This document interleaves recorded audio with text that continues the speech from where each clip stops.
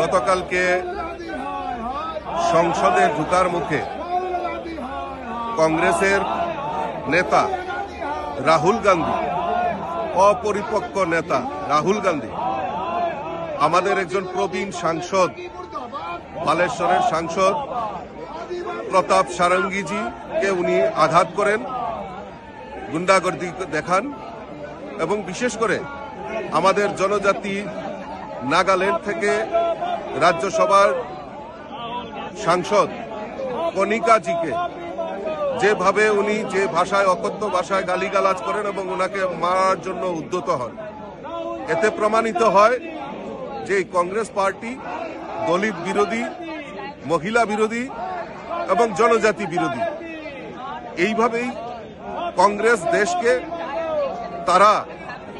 তাদের এই গুন্ডাগর্দির মাধ্যমে তারা ক্ষমতায় আসার, ক্ষমতায় টিকে রাখার প্রয়াস করছে। সেটা ভারতবর্ষের মানুষ মেনে নিতে পারবে না। তার জন্যই আজকে আমরা সবাই মিলিতভাবে, সমস্ত সাংসদরা মিলিতভাবে আজকে গান্ধী মূর্তির পাদদেশে আমরা মিলিত হয়েছি, তার বিরুদ্ধে প্রতিবাদ জানানোর জন্য, ধিক্কার জানানোর জন্য এবং আগামী দিন দেশবাসীর কাছে তাদের এই চরিত্র তুলে ধরার জন্য আমরা সবাই আজকে সমবেত হয়েছি।